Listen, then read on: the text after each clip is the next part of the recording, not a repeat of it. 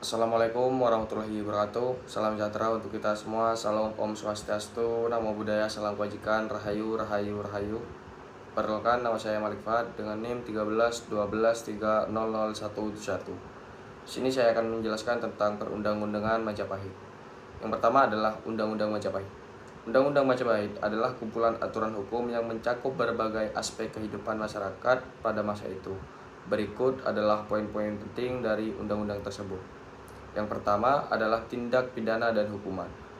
Yang dikenal pada waktu itu adalah Asta-Dusta atau yang disebut dengan 8 dosa besar.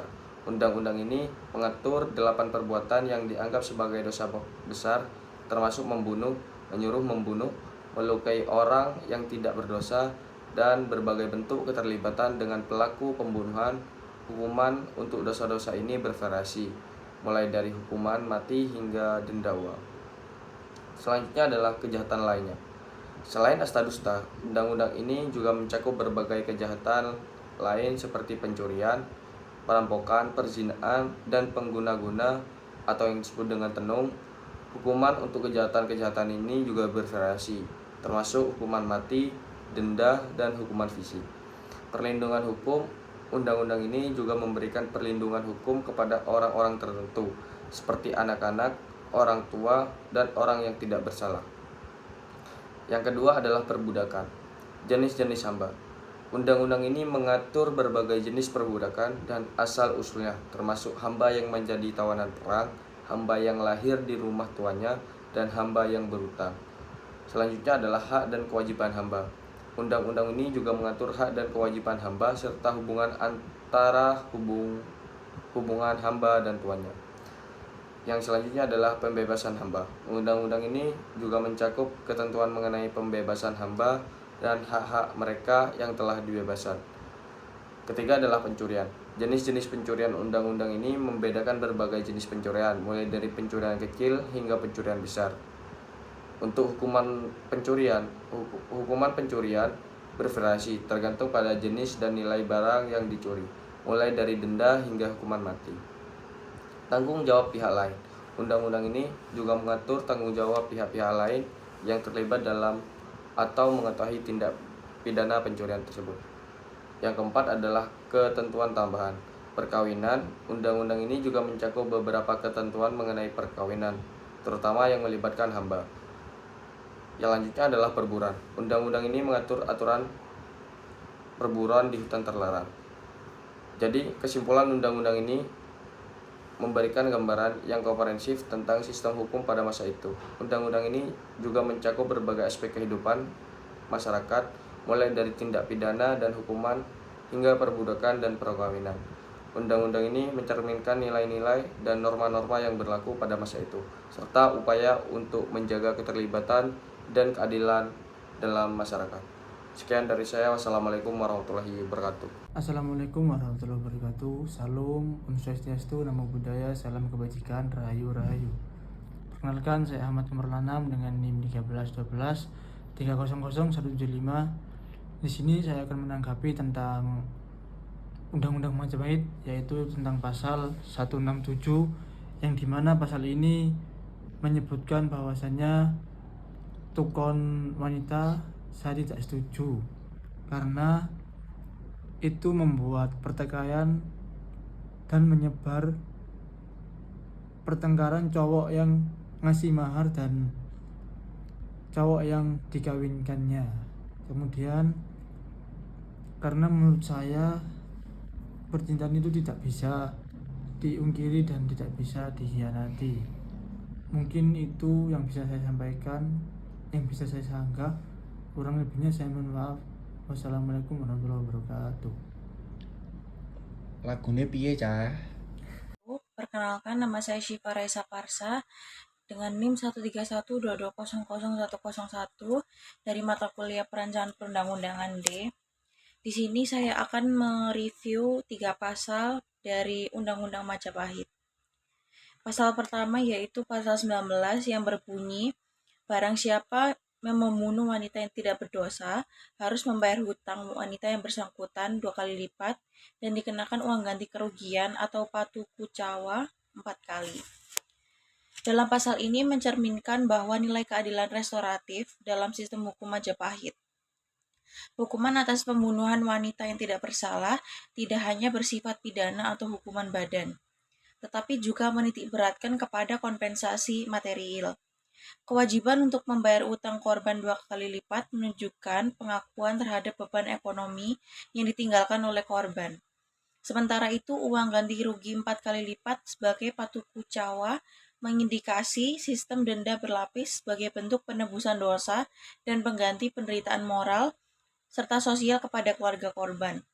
Hal ini menunjukkan bahwa hukum Majapahit rupanya mengembalikan keseimbangan sosial melalui sanksi ekonomi. Kemudian pada pasal 180 yang berbunyi, jika seorang istri enggan kepada suaminya karena tidak suka kepadanya, uang tukon atau mahar harus dikembalikan 2 kali lipat. Perbuatan itu disebut sebagai amadal sanggama atau menolak bercampur. Dalam pasal ini mengatur konsekuensi dari penolakan hubungan suami istri dari pihak istri. Istilah amadal sanggama menunjukkan pengakuan terhadap hak istri untuk menolak hubungan seksual atau suatu hal yang progresif dalam konteks sejarah hukum tradisional. Namun, penegasan bahwa istri harus mengembalikan tukon atau mahar 2 kali lipat mengandung makna sanksi ekonomi yang cukup berat. Mungkin yang dimaksudkan untuk menegaskan keseriusan dalam keputusan istri dan menyeimbangkan hak suami yang telah ditolak. Kemudian yang terakhir pada pasal 184 yang berbunyi harta milik orang yang tidak mempunyai anak jika meninggal menjadi milik raja. Ketentuan ini mencerminkan sistem hukum pewarisan feodal yang menempatkan raja sebagai pemilik tertinggi atas segala kekayaan dalam wilayah kerajaannya. Dalam hal ini, ketiadaan ahli waris vertikal menyebabkan hak milik seseorang tidak dapat diwariskan pada kerabat lainnya, melainkan langsung berpindah kepada penguasa yang bertujuan untuk memperkuat otoritas raja sekaligus mencegah kekosongan hukum atas harta benda yang ditinggalkan. Terima kasih. Wassalamualaikum warahmatullahi wabarakatuh. Perkenalkan, nama saya Tania Melantika Masita Mali dengan NIM 13122200088.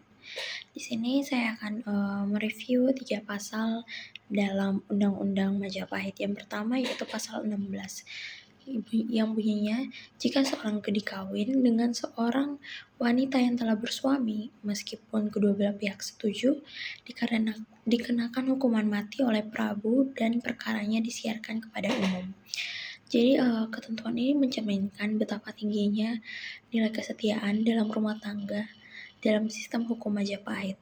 Pelanggaran terhadap ikatan pernikahan dipandang bukan hanya sebagai pelanggaran pribadi, melainkan sebagai ancaman terhadap tatanan sosial dan moral negara.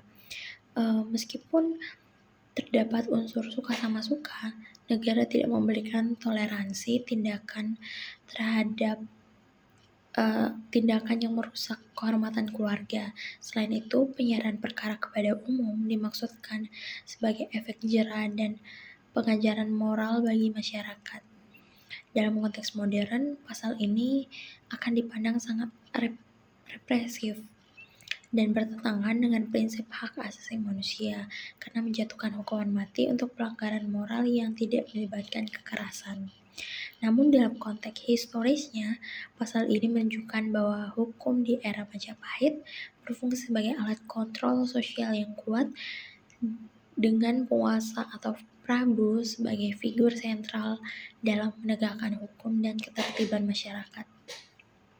Yang kedua yaitu pasal 16 yang bunyinya, barang siapa berutang makan jika tidak lama menghamba supaya membayar sebanyak nilai makanan yang dimakan selama ia tidak mampu bekerja kepada tuannya. Jadi dalam pasal ini mencerminkan sistem hukum tradisional yang berbasis pada nilai-nilai keadilan restoratif di masa lampau. Nah, dalam konteks tersebut, seseorang yang tidak mampu membayar hutangnya dalam bentuk uang diwajibkan untuk menggantikannya dengan tenaga kerja hingga hutangnya lunas. Nah, ketentuan ini menunjukkan bahwa pada masa Majapahit, hubungan sosial ekonomi itu bersifat hierarkis dan pemulihan kerugian lebih diutamakan daripada pemberian hukuman pidana. Namun jika ditinjau dari perspektif hukum modern, khususnya dalam konteks hak asasi manusia, ketentuan ini berpotensi melanggar prinsip non-perbudakan dan kebebasan bekerja secara sukarela sebagaimana yang dijamin dalam Undang-Undang Dasar 1945.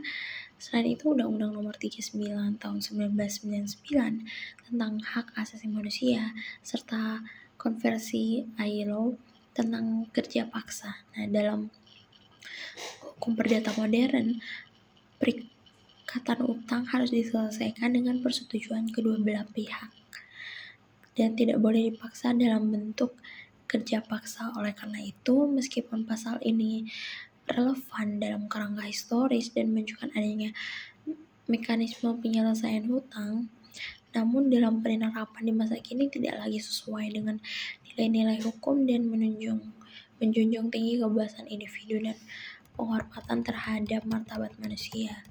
Selanjutnya yaitu pasal 46 yang bunyinya, jika hamba tawanan ingin menebus hidupnya, tebusannya 8 tali. Demikianlah undang-undangnya tentang tawanan menurut ajaran Bregu. Nah, jadi dari pasal 46 ini mencerminkan hukum adat yang kuno yang memiliki aturan tersendiri mengenai status sosial dan bentuk pembebasan sosial dari perbudakan atau penawanan. Nah, ketentuan tentang menyatakan bahwa seorang hamba tawanan dapat menebus hidupnya dengan membayar tebusan sebesar 8 tali menunjukkan bahwa pada masa itu terdapat mekanisme hukum untuk meraih kembali kebebasan melalui kompensasi material.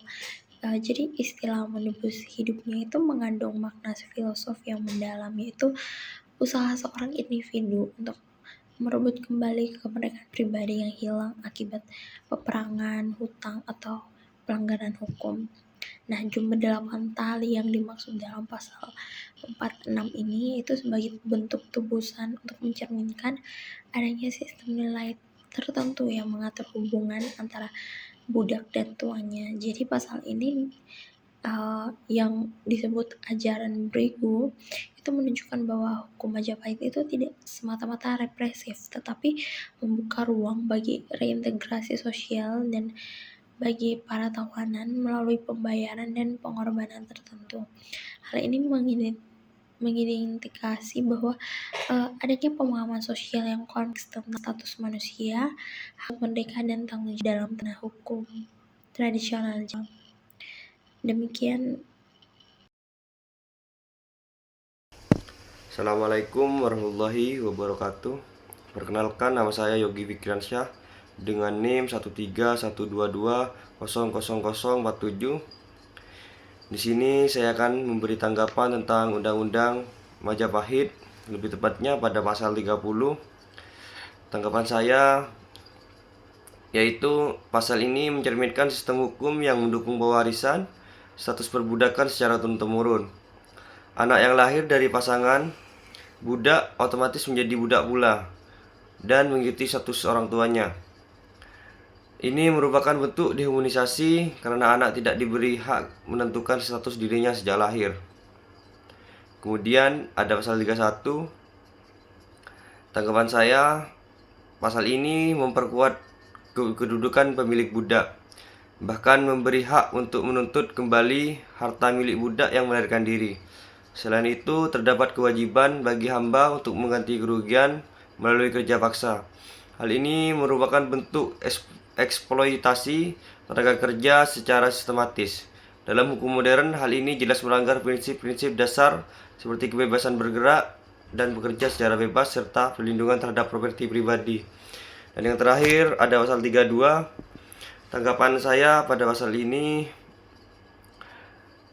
yaitu membahas kaula atau budak perempuan yang dibawa lari oleh pihak lain dan menetapkan denda kepada orang yang mengambil atau menyembunyikan kaula tersebut. Ini menegaskan bahwa perempuan pun diperlukan sebagai properti yang bisa dipindah tangankan dan dikenai sanksi jika berpindah tangan tanpa seizin tuannya. Perempuan tidak diberi otonomi pribadi melainkan dilihat sebagai objek yang bisa dimiliki. Pandangan ini sangat bertentangan dengan prinsip kesetaraan gender dan hak atas kebebasan diri.